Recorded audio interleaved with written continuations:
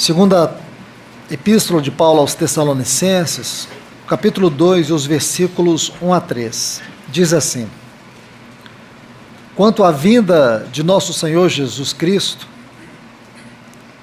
e a nossa reunião com Ele, nós vos rogamos, irmãos, que não vos demovais facilmente do vosso modo de pensar,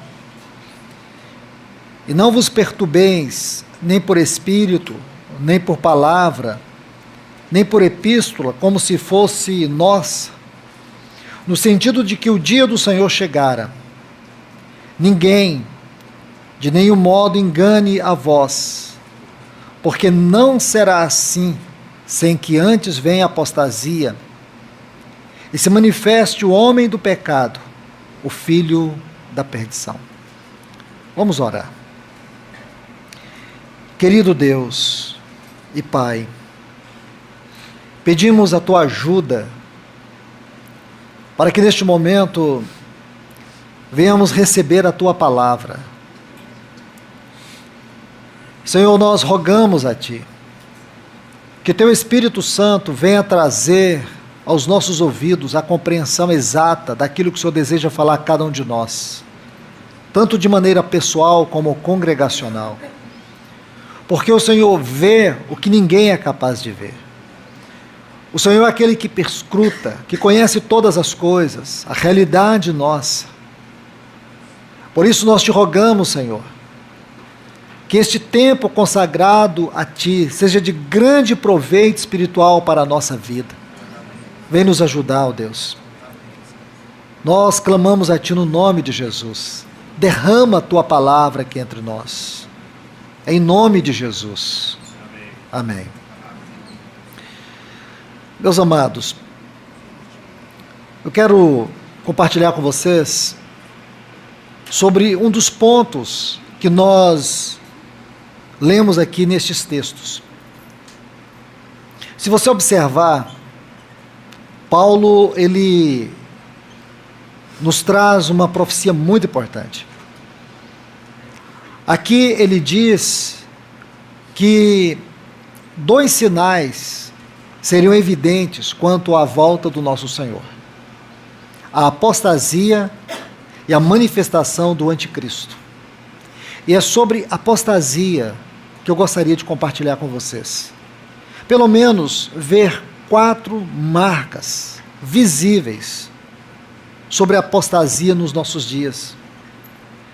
Porque, meus irmãos e irmãs, se nós, ajudados pelo Espírito Santo através da palavra de Deus, conseguirmos ver que, de fato, estamos vivendo este tempo, nós precisamos tomar uma posição séria diante do Senhor. Talvez muitos de nós estejamos até atrasados nesta jornada, nessa caminhada. Eu creio que todos que estão aqui anelam pela volta do Senhor. E nós precisamos checar este anelo à luz daquilo que a Bíblia diz. Qual é a condição visível daqueles que verdadeiramente esperam este dia, este grandioso dia? Qual é a característica, qual é o testemunho, qual é a condição destas pessoas? Deixe-me colocar alguns textos para que nós venhamos, com a ajuda do Espírito Santo,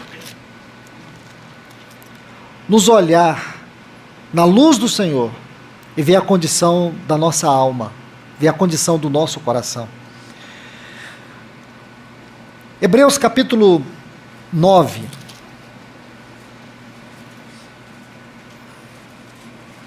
O versículo 28 diz assim, Hebreus 9, 28.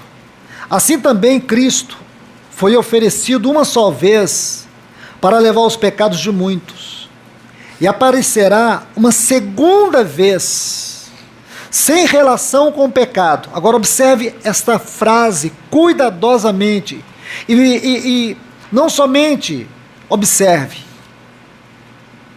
Mas eu gostaria que cada um de nós aqui pudéssemos ler esta frase para nós, para si mesmo. Cada um faça isso para si mesmo. Aparecerá uma segunda vez em relação com o pecado aos que esperam ansiosamente para a salvação. Essa salvação aqui, meus irmãos, não tem nada a ver com relação aos pecados. Aqui diz que ele, nessa segunda vinda, ele virá e não tem nada a ver com o pecado. Que salvação é esta? Essa salvação está em 1 Coríntios, capítulo 15, a partir do versículo 50, quando Paulo fala da transformação do nosso corpo, desse estado corruptível para a incorruptibilidade. Então, é desta salvação que ele está falando. Amados irmãos e irmãs, preste bastante atenção.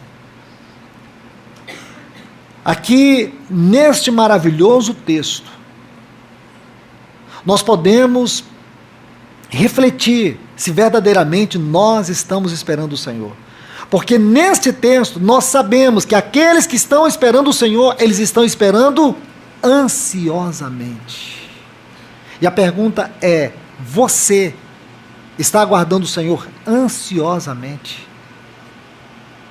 Porque se você não o aguarda ansiosamente, com absoluta certeza, existe algum grau de deficiência na sua experiência cristã, na sua vida.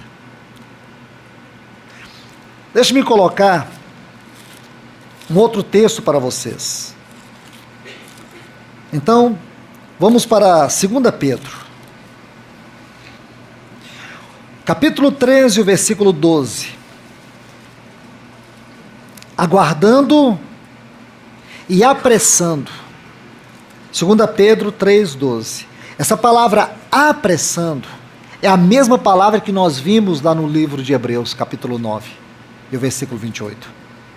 Aguardando e desejando ansiosamente a vinda do dia de Deus. Somente até aqui.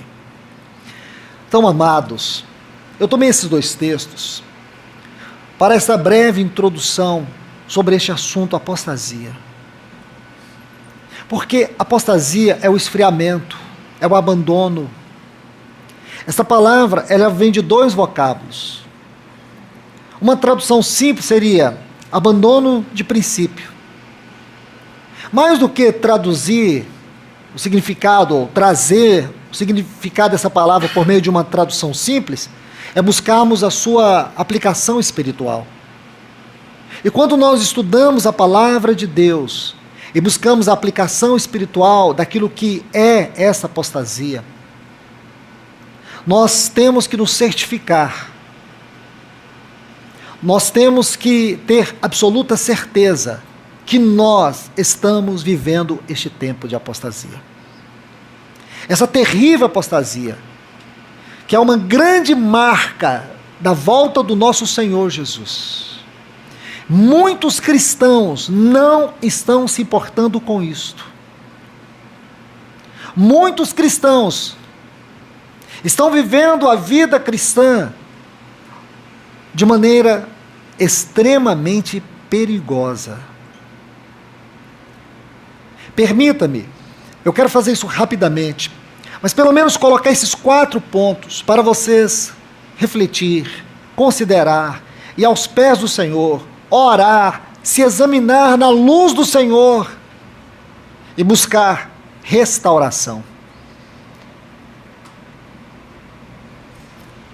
Não há como nós ampliarmos a exposição destes assuntos, mas pelo menos colocar aqui nesse tempo que nós temos. Vamos ver cada uma dessas marcas bem rapidamente. A primeira, nós encontramos aqui no Evangelho de Mateus, capítulo 24, e os versículos 12 e 13. Essa é a primeira marca da apostasia. Prestemos atenção nestes textos. Devido ao aumento da iniquidade, o amor se esfriará de muitos. Talvez na sua versão está assim: por se multiplicar a iniquidade, o amor se esfriará de quase todos. Aqui nós temos duas palavras muito importantes: a palavra iniquidade e a palavra amor. Alguns examinam esta palavra iniquidade de maneira geral, de maneira generalizada. Isso não está correto. Porque nós podemos associar esta iniquidade à iniquidade, à corrupção do mundo. Irmãos, o mundo é corrupto desde que o homem caiu. O mundo nunca esteve melhor do ponto de vista moral e espiritual. O mundo sempre esteve em completo colapso moral e espiritual, desde que o homem caiu. O que quero dizer é que essa palavra iniquidade aqui não se restringe à corrupção do mundo. Se examinarmos essa palavra de acordo com o Evangelho de Mateus, apenas de acordo com o Evangelho de Mateus, nós vamos ver que o significado dessa palavra, a tradução dela, significa quebrar a lei de Deus. Infringir a lei de Deus. Se você buscar essa palavra, de acordo com o original, você só vai encontrar 4 referências. Você vai encontrar outros termos correlatos. Porém, essa palavra, exatamente como está no original, só 4 vezes. Eu vou buscar apenas uma que vai nos ajudar a entender o significado aqui e nos mostrar que não fala da iniquidade no sentido geral, no sentido da iniquidade, da corrupção do mundo. E isso vai mudar a maneira de você ver esse texto. Abra sua Bíblia aqui no capítulo 7 de Mateus. Veja desde o versículo 21. Nem todo o que me diz Senhor, Senhor, entrará no reino dos céus, senão o que faz a vontade de meu Pai que está nos céus. Muitos naquele dia dirão: Senhor, Senhor, não profetizamos em teu nome? Em teu nome não lançamos fora demônios? Em teu nome não fizemos muitos milagres? Então você tem aqui profecia, milagres e libertação. 3 coisas: profecia, milagres e libertação. Então lhes direi claramente: nunca vos conheci. Apartai-vos de mim, os que praticam iniquidade. A palavra iniquidade aqui é a mesma do versículo 12 de Mateus 24. E aqui não está sendo colocada de maneira geral. Irmãos, o princípio é que a Bíblia tem que interpretar a própria Bíblia. Nós não podemos generalizar as coisas. Você pode até usar isso como uma forma subsidiária, para poder colocar um pano de fundo para a interpretação. Porém, de maneira exata, esse versículo 12 de Mateus 24 não diz isto. A iniquidade de maneira geral. Não é porque a iniquidade do mundo se multiplicou, o nosso amor esfriou. Nada disso. Porque a palavra amor ali é uma palavra-chave. Você sabe muito bem que no texto original do Novo Testamento nós encontramos 4 palavras para o termo amor. Uma palavra, a primeira que eu vou citar aqui, fala do amor erotizado, é a palavra eros. Há uma outra palavra que fala do amor relacional entre os irmãos, que é philos. A outra fala de um amor familiar, storge. Há uma outra também que poderíamos acrescentar, que é paramutia, que ela fala de um desejo muito forte, uma atração muito forte por coisas. E há uma outra palavra que é ágape. Ágape é o amor que define Deus, é o amor de Deus, é o amor relacional, é o amor no sentido mais elevado da palavra. Ágape. E quando diz aqui que o amor vai esfriar, fala justamente do amor ágape. E é aqui que precisamos colocar os nossos olhos com muito cuidado. Porque se entendemos que o sentido aqui de iniquidade é afrontar a lei de Deus,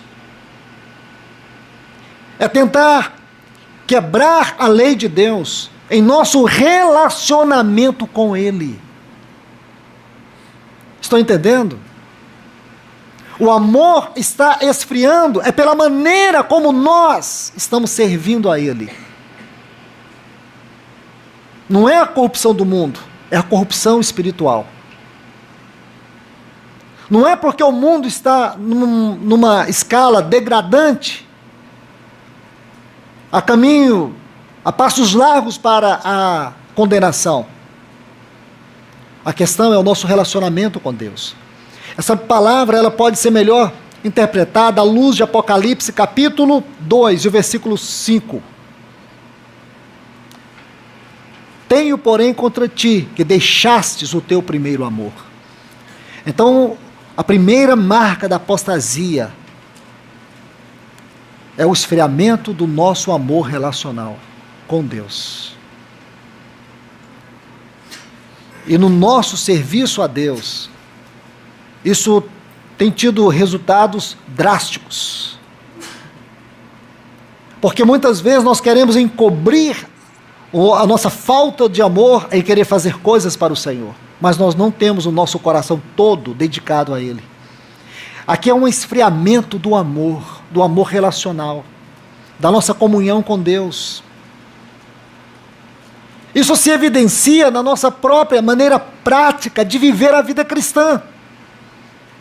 O nosso relacionamento com a palavra, o nosso relacionamento na oração, o nosso relacionamento na comunhão, o nosso relacionamento no serviço, ou tudo funciona de maneira automática, ou somos completamente indiferentes. É isso que esse texto está dizendo, irmãos.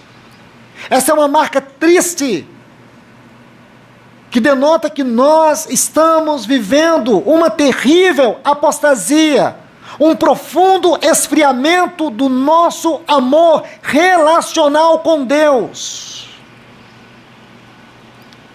E você lembra dos textos que lemos em Hebreus 9 e 2 Pedro 3? Nós não temos desejado ansiosamente a vinda do Senhor.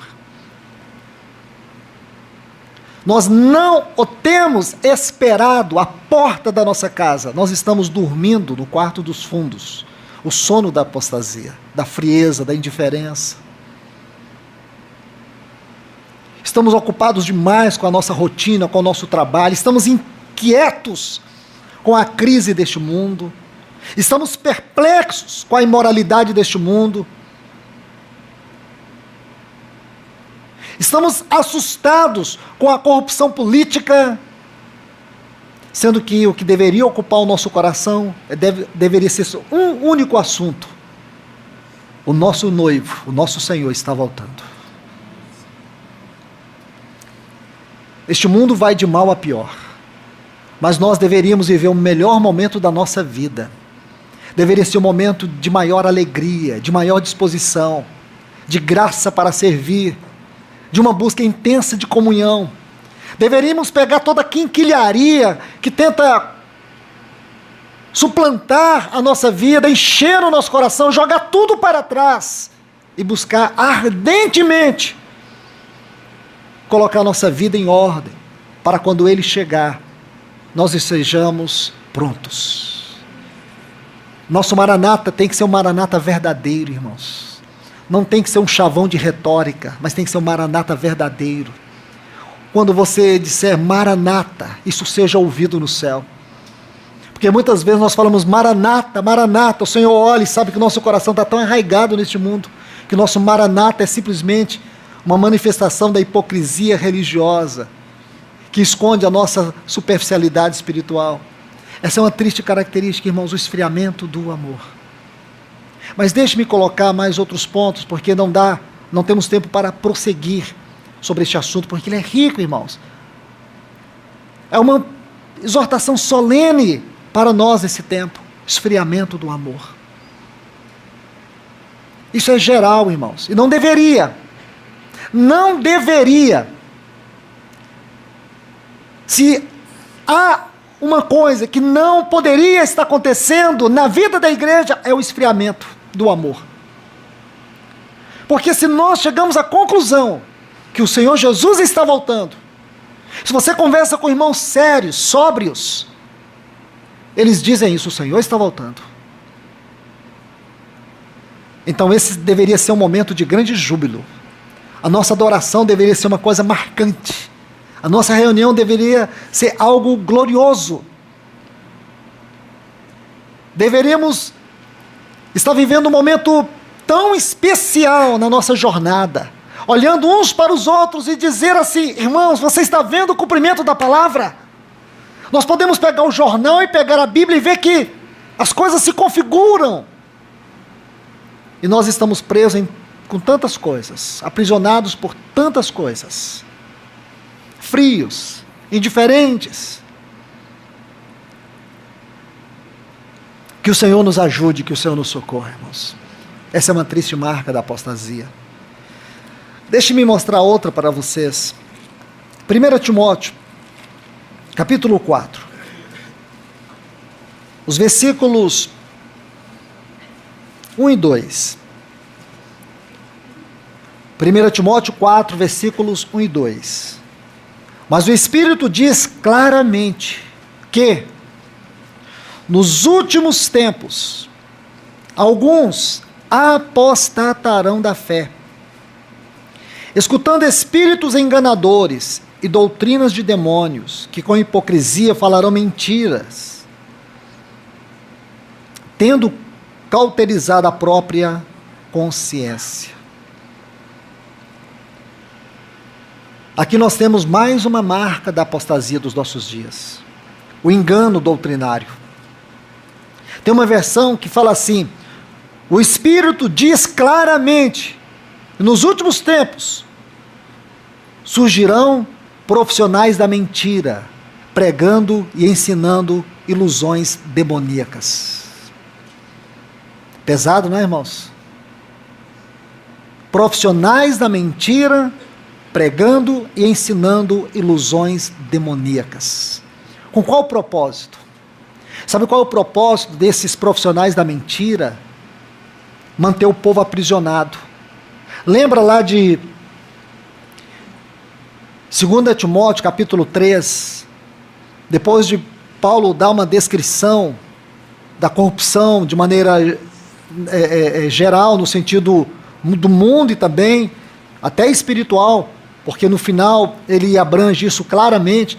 Então observe, irmãos, que você vai ver mais embaixo, quando ele fala de Janes e Jambres. Janes e Jambres. Você vai ver isso lá em Êxodo capítulo 7, 8.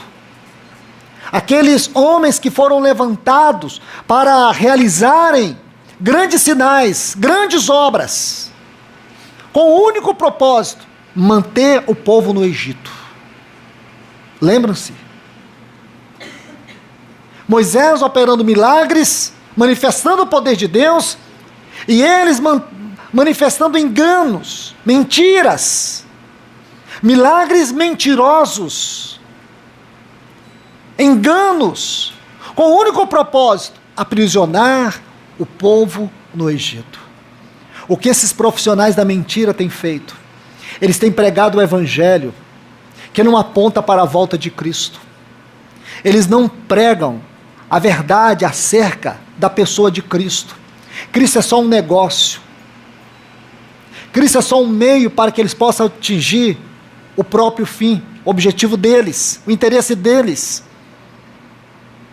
Esses profissionais da mentira, que têm pregado o engano doutrinário, têm feito deste mundo uma prisão para essas pessoas que têm o prazer de viver na ignorância espiritual. Engano doutrinário. Que tristeza, irmãos. Essas pessoas têm a sua consciência cauterizada. Eles estão enganados e pregam engano e mantêm as pessoas num cativeiro de mentiras. Quantas pessoas estão assim? Essa é uma terrível marca da apostasia. E se você estuda, especialmente o livro de Apocalipse, capítulo 13, quando fala sobre a manifestação do anticristo, você vai ver claramente que o engano, a mentira, a falsa adoração é uma das plataformas para a manifestação do anticristo. A apostasia, irmãos, é uma grande plataforma para a manifestação do anticristo. E é justamente o que Satanás está fazendo. Irmãos, irmãs, Deus tem nos dado um céu aberto de revelações. Deus tem levantado profetas e mestres entre nós, como aqueles que você vê em Números capítulo 10, quando Deus levantou aqueles 2 trombeteiros. Em Números capítulo 9, Deus estabelece o propósito daquela nuvem, aquela nuvem que Ele colocou sobre o seu povo. Era aquela nuvem que iria guiá-los. À medida que a nuvem se levantava, eles tinham que se levantar. Se você ler o capítulo 10 de Números, você vai ver que Deus estabelece a ordem da marcha.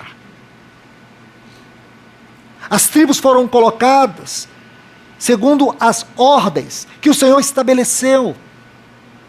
Eles não poderiam levantar de qualquer forma. Mas para que isso acontecesse, havia necessidade de que 2 trombeteiros tocassem a trombeta. Isso está lá em 1 Coríntios capítulo 14, versículo 8. Se a trombeta der o som incerto, quem se preparará para a batalha? Então os trombeteiros tinham que tocar o som correto. E assim o povo saberia que a nuvem estava se movendo. O principal papel daqueles trombeteiros não era tocar a trombeta. O principal papel daqueles trombeteiros era olhar o mover da nuvem. Este é o papel dos profetas e dos mestres. Não é buscar a nova onda. Qual é o melhor assunto? O que o povo quer ouvir? O que o povo quer? Esses trombeteiros, que no Novo Testamento é o ministério dos profetas e dos mestres, eles precisam olhar para o alto. Eles precisam conhecer os movimentos de Deus. Eles precisam se envolver com aquilo que Deus está envolvido. Eles precisam estar aos pés do Senhor para conhecer o tempo e a hora de Deus. No Salmo 74, o salmista diz assim, parafraseando: já não temos as nossas placas, não sabemos nem o caminho que tomar, porque nós não temos os nossos profetas. Como nós precisamos, irmãos, estar atento àqueles que Deus tem levantado como profetas e mestres entre nós, e não nos deixar levar por profissionais da mentira. Deus tem nos dado um céu aberto da sua palavra. Nós não temos o direito de aceitar e permanecer na ignorância. Deus está nos conduzindo em marcha, porque o nosso Senhor está voltando. Nós não podemos ser negligentes. Este é um momento muito importante de toda a nossa jornada espiritual. Estejamos atentos, meus irmãos.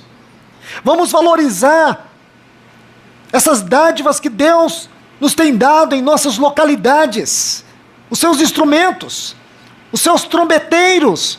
Vamos escutar as vozes proféticas do alto, ungidas pelo Espírito Santo, para que não sejamos enganados, porque Satanás fará de tudo, ele moverá de todas as formas, para te manter nesse cativeiro do mundo, para te manter ocupado com as coisas deste mundo.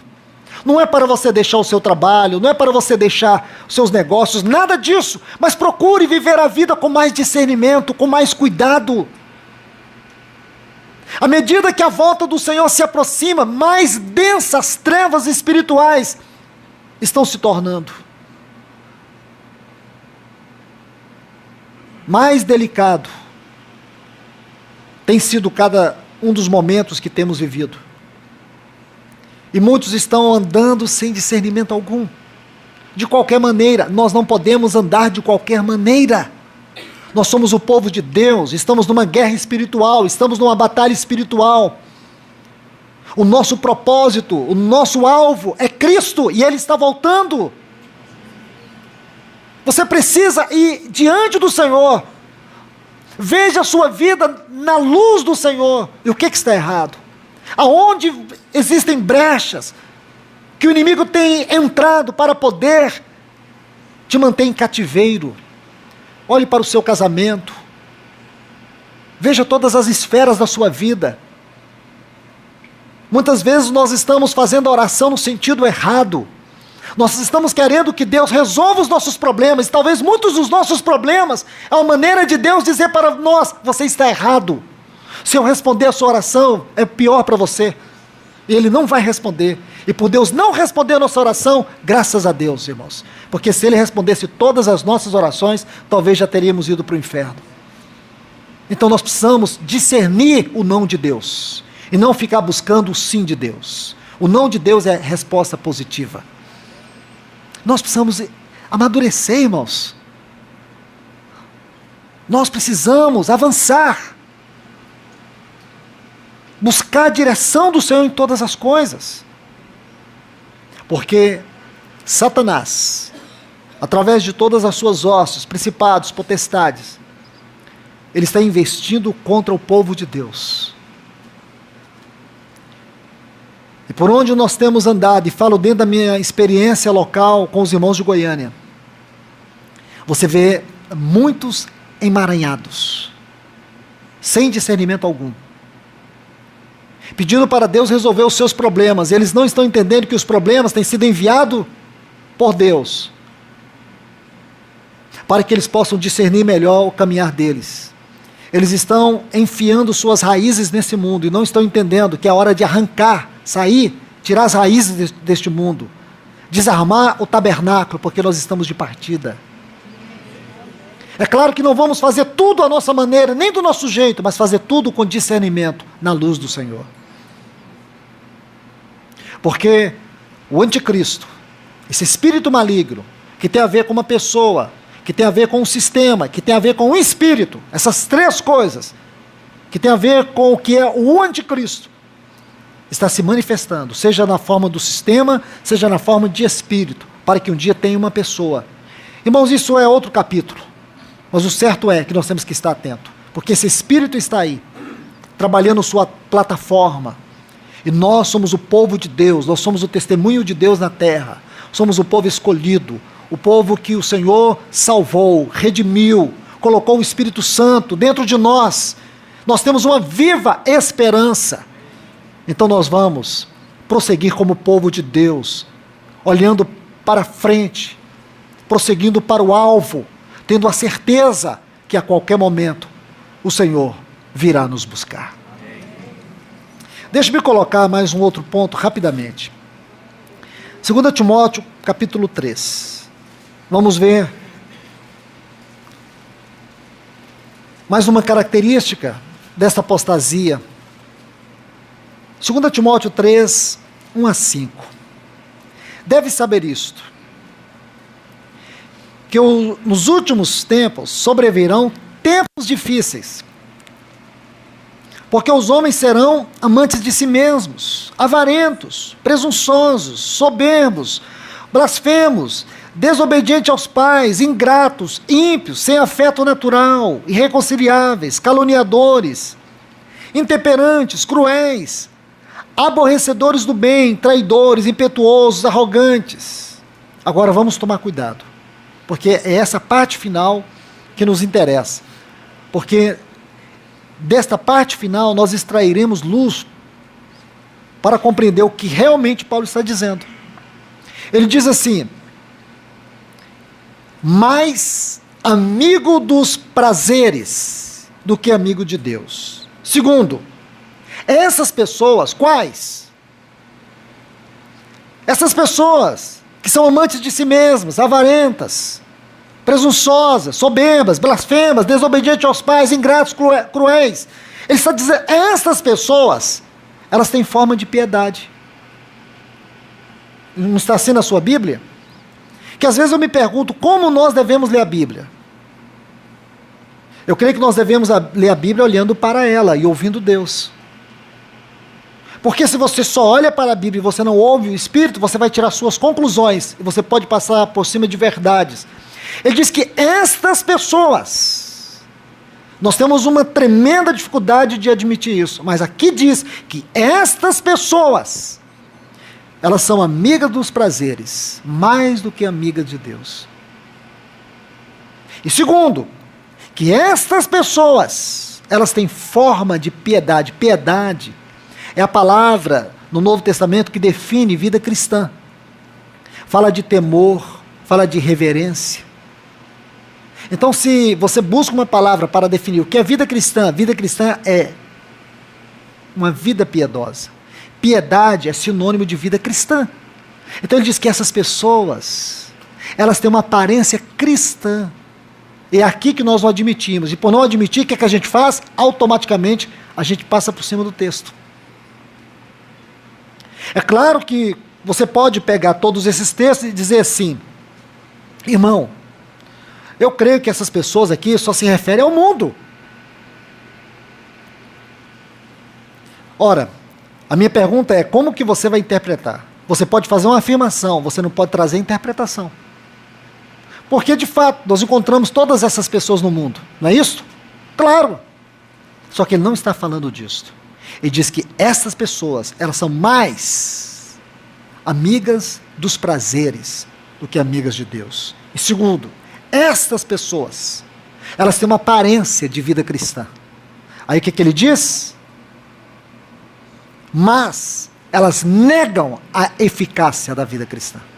Essas pessoas não têm realidade espiritual. Irmãos, é com muita tristeza. Eu creio que ninguém tem alegria em afirmar isso. Que mesmo no meio do povo de Deus, existem muitas pessoas sem realidade de conversão. Mesmo no meio do povo de Deus, existem muitas pessoas que amam mais os prazeres do que a Deus. Elas têm simplesmente uma capa religiosa, elas não têm conteúdo espiritual. É isso que ele está falando. E esta é uma terrível marca da apostasia. Vida cristã é sinônimo de conversão, de novo nascimento. E muitos estão querendo viver a vida cristã sem uma realidade de novo nascimento. Eles querem viver a vida cristã tendo uma salvação psicológica. Eles acreditam que ser cristão é da boca para fora, somente numa capa religiosa, dizer eu sou crente.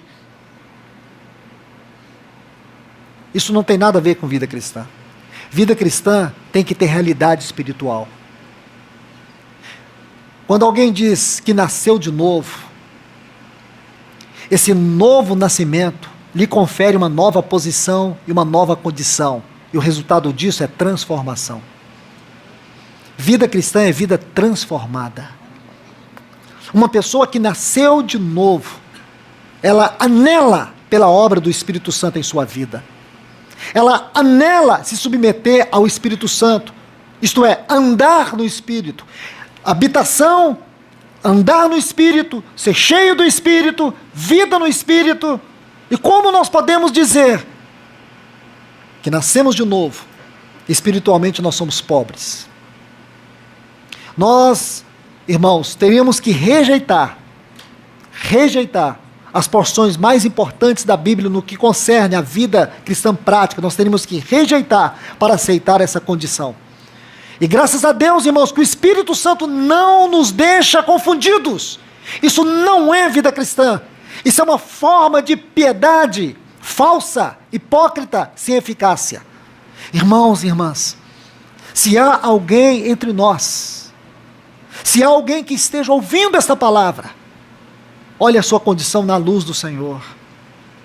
Arrependa. Arrependa. E por último,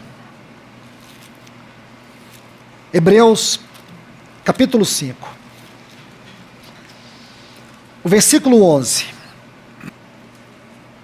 A respeito disso, temos muito a dizer, coisas difíceis de explicar, visto que vos fizestes tardios para ouvir. Porque depois de tanto tempo, devendo já ser mestres, outra vez,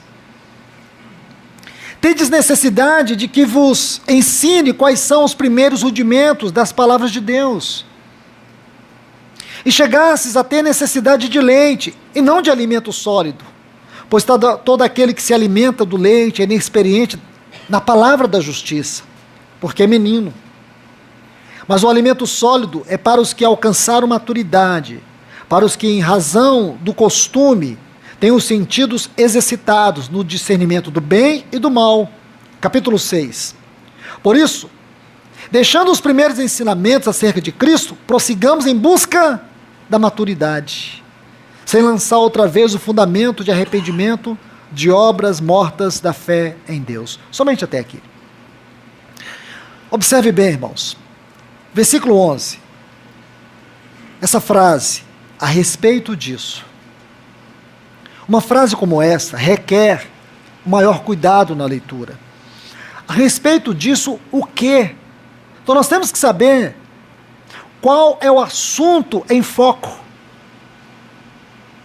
Qual é o assunto que este autor está tratando? Quando ele diz a respeito disso, tenho muitas coisas para vos dizer, e difíceis de explicar, porém, vocês se tornaram tardios em ouvir. Então aqui nós temos mais uma marca da apostasia. Agora há pouco nós vimos a dissimulação espiritual. Nós vimos também o engano doutrinário, o esfriamento do amor. Agora nós vamos ver a imaturidade espiritual. E quando ele diz a respeito disso, nós temos que procurar no contexto qual é o assunto em foco. Observe aqui, no versículo 5, deste mesmo capítulo 5 de Hebreus. Assim, do mesmo modo, Cristo não glorificou a si próprio, fazendo-se sumo sacerdote, mas o que lhe disse assim: tu és meu filho, eu hoje te gerei. Como em outro lugar diz, tu és sacerdote para sempre, segundo a ordem de Melquisedeque. Eu vou parar aqui por causa do tempo, mas se você segue lendo, você vai ver que ele está falando de um dos assuntos mais elevados desta epístola aos Hebreus. O sacerdócio de Cristo segundo a ordem de Melquisedeque. Aí nesse versículo 11, ele diz, a respeito disso, isto é, a respeito deste glorioso assunto, que é o sacerdócio de Cristo segundo a ordem de Melquisedeque, eu tenho muitas coisas para lhes dizer, e coisas profundas de explicar. Porém, não posso fazer porque vocês se tornaram tardios, a palavra aqui é preguiçosos, sem interesse. Vocês perderam interesse das coisas elevadas. É como se ele dissesse, vocês estão tendo interesse nas coisas superficiais. Aí ele diz aqui, vocês se tornaram tardios em ouvir, porque depois de tanto tempo, vocês já deveriam ser maduros, mas têm de necessidade de leite, e não de alimento sólido. O assunto do sacerdócio de Cristo, segundo a ordem de Melquisedeque, é um assunto sólido, mas eles não poderiam aprender sobre isso. Irmãos, será que nós nos damos conta da grandeza deste assunto na Epístola aos Hebreus? Será que nós podemos ver a grandeza das glórias do nosso Senhor dentro deste assunto sobre a ordem de Melquisedeque, ou do sacerdócio de Cristo segundo a ordem de Melquisedeque? E aqueles irmãos não poderiam desfrutar disso. Por quê? Porque eles se tornaram imaturos. Olha o que diz aqui o versículo 6. Deixando os primeiros ensinamentos, sabe o que eles queriam viver? A palavra aqui é estoicheia. Eles queriam viver só o ABC da vida cristã.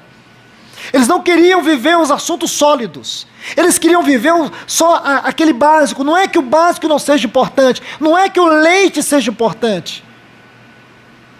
Mas nós tomávamos leite e necessitávamos tanto de leite quando éramos bebês. Se você encontra um adulto tomando uma mamadeira, ele tem um comportamento anormal. E é justamente isso, irmãos.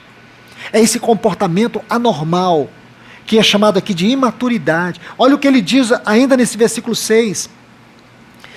Prossigamos em busca da maturidade. Então não tem como prosseguir em busca da maturidade se você quer permanecer na superficialidade, não quer crescer. Alguém acha que isso é vantajoso? Não, irmãos, isso é uma característica forte da apostasia do nosso tempo, porque muitos cristãos se vangloriam da imaturidade, da mediocridade, não tem interesse pelas coisas espirituais, não tem desejo das coisas de Deus. É triste você contemplar esses dias. Há poucos dias, há um tempo atrás, não tem muitos meses, até me lembro, na época do carnaval, eu estava com um grupo de jovens, perguntei se eles conheciam o livro de Gênesis. Eles disseram que conheciam. Eu falei, então vocês poderiam citar os 7 patriarcas? Eles não conseguiam identificar os patriarcas. Eles não conseguiram identificar algumas das principais visitas do Senhor a Abraão. Eles tinham dificuldade com coisas pequenas. Então aqui o problema é que nem leite eles estavam tomando. Assuntos que nós já deveríamos ter passado. Poderíamos estar vivendo uma realidade maior, mais sublime, mas ainda queremos viver na periferia. Isso é imaturidade, isso é apostasia. Meus irmãos, se nós chegamos à conclusão que é o tempo da terrível apostasia, que foi profetizada por Paulo, como que nós vamos permanecer? Será que vamos ficar sentados, acomodados?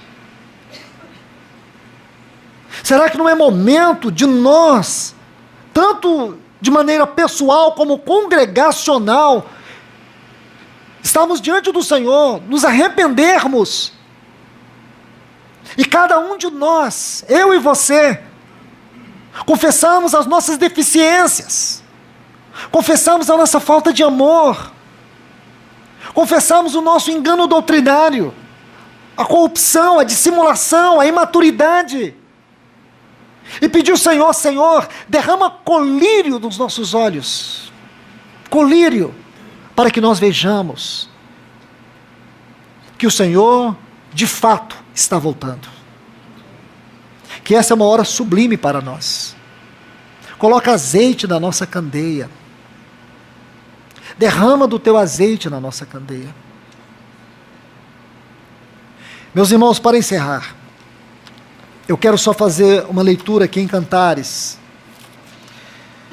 Queria apenas deixar esses pontos para a meditação de todos vocês, esses 4 sinais, essas 4 marcas da apostasia dos nossos dias. Mesmo tendo sido colocado rapidamente, mas encorajo os irmãos a refletir diante do Senhor sobre esses assuntos. Que isso sirva de um caminho de oração diante do Senhor, pela sua vida, de intercessão pelos irmãos, pela sua casa, pela sua família, pelo seu cônjuge. Nós não podemos brincar nessa hora, irmãos. Eu digo para vocês, nós não podemos brincar. Vida cristã é vida de responsabilidade. Quando Deus criou o homem, a primeira coisa que Deus colocou no homem foi responsabilidade. Façamos o homem conforme a nossa imagem, conforme a nossa semelhança. Dominai. Está vendo aqui? Responsabilidade. Essa é uma palavra que deve caracterizar a nossa vida espiritual em todas as esferas. Nós não podemos brincar, irmãos. O Senhor tem nos dado muita alegria, muito gozo no nosso caminhar uns com os outros. E não é disso que eu estou falando. Eu estou falando de brincar com o tempo. De brincar com a nossa responsabilidade, com os encargos, com o nosso serviço, com as virtudes de Cristo, com a obra do Espírito Santo, com a palavra de Deus. Nós não podemos brincar. É um momento que precisa ser vivido com muita seriedade. Veja aqui, irmãos, capítulo 3 de Cantares, e aqui eu termino e depois vamos buscar uma luz no 5. Preste atenção nessa leitura, são apenas 5 versículos. Pelas noites procurei meu leito, aquele a quem ama minha alma. Procurei-o e não o achei. E disse, levantarei agora, darei voltas pela cidade, pelas ruas, pelas praças. Procurarei aquele a quem ama minha alma. Busquei-o e não o achei. Encontraram-me os guardas que rondam pela cidade. E lhes disse, viste aquele a quem ama minha alma? Apenas passei deles um pouco. Logo achei aquele a quem ama minha alma. Agarrei-o e não o soltei. Até que o introduzi na casa de minha mãe, na alcova daquela que me deu a luz. Conjuro-vos, ó donzelas de Jerusalém, pelas gazelas e servas do campo, que não desperteis, nem façais velar meu amor, até que o queira. Quando ela diz aqui, meu amor, é o seu amado. Não é o amor dela, é ele que é o amor dela. Não o desperteis. Não procurais atrair o meu amor, ele, o meu amado. Então essa palavra, amor aqui e amado, são sinônimos. Você vê aqui, irmãos e irmãs, aqueles 2 textos que nós lemos, de Hebreus capítulo 9, versículo 28, e 2 Pedro 3, 12, aqui ele. Então nós começamos na introdução com esses textos e vamos terminar com essa ilustração aqui. Você vê o coração de uma noiva que ama o seu noivo.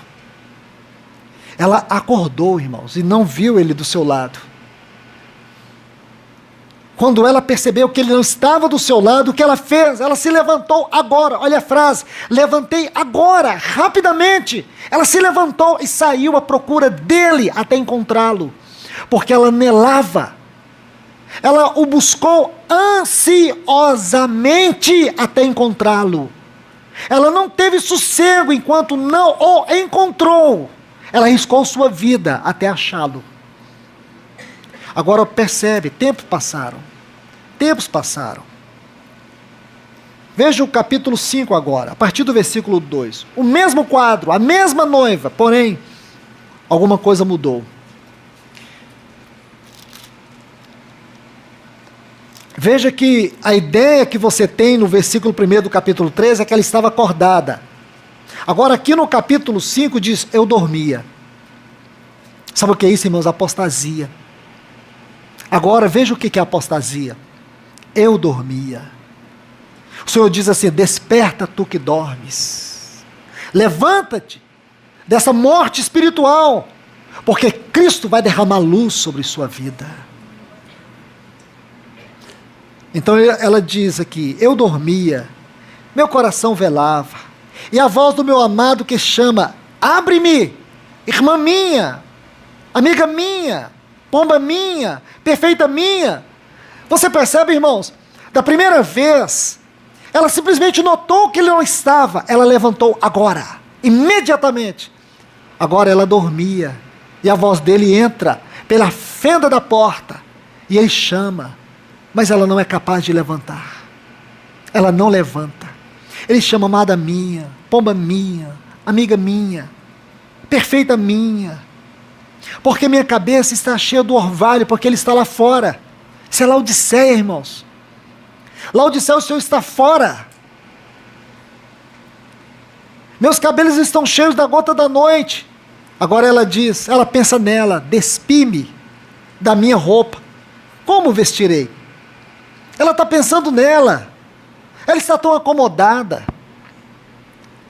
ela está tão bem naquela cama, por que ela vai se levantar? Eu já me despi, por que eu tenho que me levantar? Ela não se importa, ela não se interessa, o seu amor esfriou, o amor esfriou, ela abandonou o melhor do seu amor.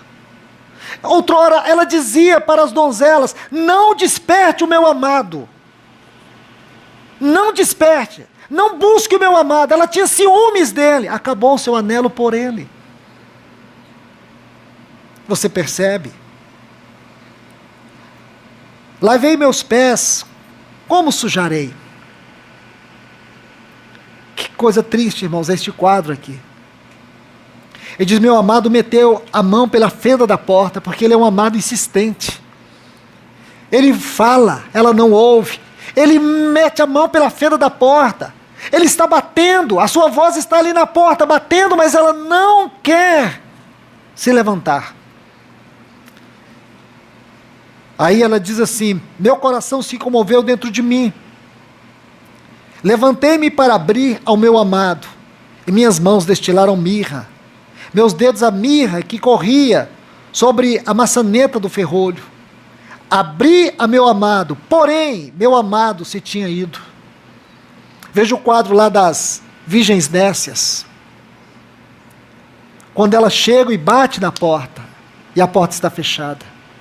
Irmãos, qual será o sentido da santidade de muitos quando a porta estiver fechada? Qual terá sido o valor da fé, do amor que muitos tentarão, da adoração que muitos expressarão, quando o Senhor já tiver buscado a sua amada noiva? Estão entendendo, irmãos? Aqui você vê um quadro.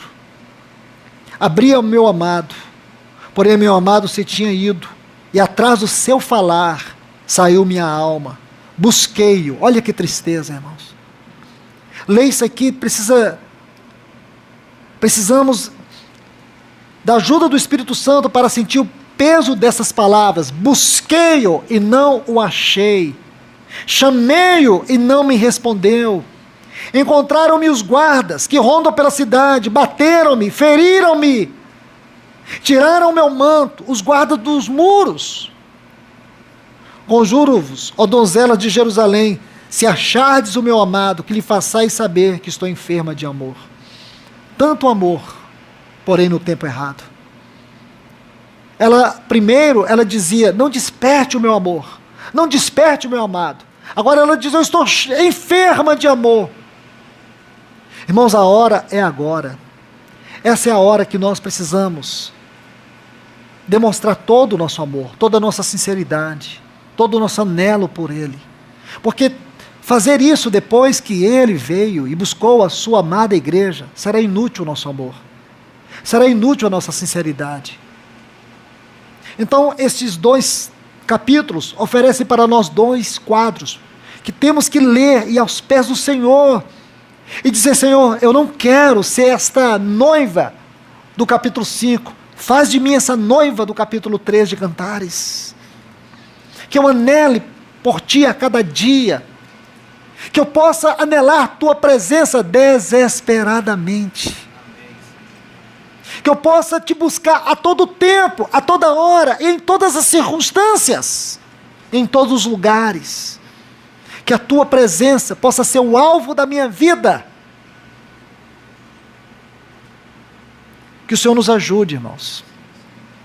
Que o Senhor nos ajude. Que Deus vos abençoe. Pai, nós Te agradecemos. Obrigado pela Tua palavra, Senhor. Que ela possa fazer a Tua obra em cada um de nós. Senhor, Tu conheces o nosso coração, a nossa condição, o nosso andar, o nosso viver. Por isso nós Te pedimos, ó Deus, ajuda-nos nesta hora. A Tua igreja aqui em Londrina, Tua igreja em Goiânia, em São Lourenço, Maringá, Teu povo neste país, que tem Te buscado, Senhor, mesmo tendo poucas forças, mas nós temos batalhado pelo Teu nome. Há um remanescente do Senhor nesta hora, vivendo neste mundo, aqui nesta terra, com tanta dificuldade, com tanta luta. Que esta palavra, Senhor, não seja para nos condenar, que esta palavra seja para nos levantar. Que esta palavra seja a voz do Senhor batendo na porta do nosso coração. E que nós possamos abrir para que o Senhor possa entrar e ter conosco um jantar à luz de vela, Senhor. Talvez nós não tenhamos visto o quanto temos nos afastado de Ti, o quanto estamos distraídos, o quanto estamos envolvidos em coisas e por coisas que tem nos roubado de Ti. Nosso amor tem esfriado. A iniquidade tem nos corrompido. Senhor, ajuda-nos. Desperta o nosso amor nesta hora por Ti, Senhor. Que a Tua palavra venha fazer uma obra grandiosa em cada um de nós. Uma obra de cura, uma obra de restauração, uma obra de transformação. Nós carecemos de Ti neste momento, Senhor. As trevas estão tomando esta terra. Senhor, nos liberte dessas trevas espirituais. Derrame a luz da Tua palavra no nosso coração para que possamos caminhar na Tua luz. Ajuda-nos. Te pedimos em nome de Jesus. Vem nos ajudar, Senhor. Este é um momento tão importante para nós. Porque, Senhor, até onde conseguimos ver na Tua palavra, possivelmente nós seremos aquela igreja que vai encontrar com os santos nos ares, e depois iremos para o encontro do Senhor. Então nos ajuda, Senhor, para que nós não venhamos perder esta hora. Guarda-nos, Senhor, guarda-nos neste momento, guarda-nos deste mundo mau. Te pedimos, no poderoso nome do Teu Filho Jesus. Amém.